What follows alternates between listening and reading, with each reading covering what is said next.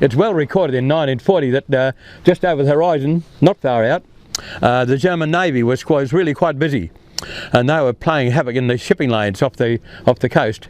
Penguin was operating out there, and it had a whole lot of support in a whole lot of merchant vessels, armed merchant ships that were there to give it support and raid the various ships that were going up and down the coast. It was only January of 1940, only about 4 months after war was declared, and the enemy ships were right here, right outside the back door, which indicated that the likelihood of other ships coming was fairly pronounced. They could come into the bay with specialised troops who would be amphibious troops, if you like.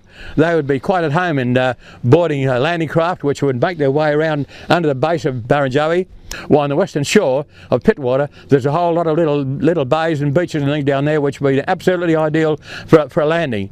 Because of the proximity of this headland to both Lion Island and also to Barrenjoey, the shape of the head itself was absolutely ideal, because it meant that the gunnery emplacement now can see the whole sweep, Hawkesbury River, right across the bay, over here into Pittwater. It's an ideal place to put an artillery battery. So the decision was made to install then two 4.7-inch guns on this particular site for the purpose of defending the whole of this area.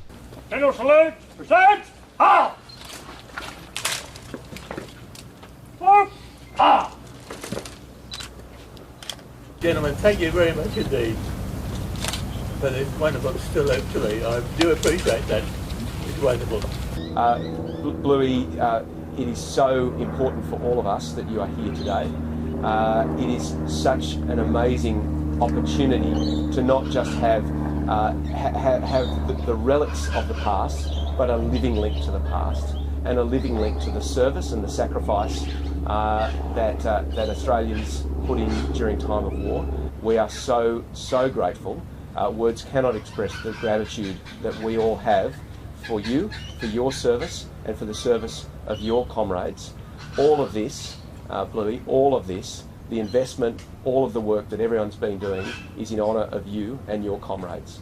Our nation owes you an incredible debt, and it's a wonderful opportunity today to say thank you. Thank you.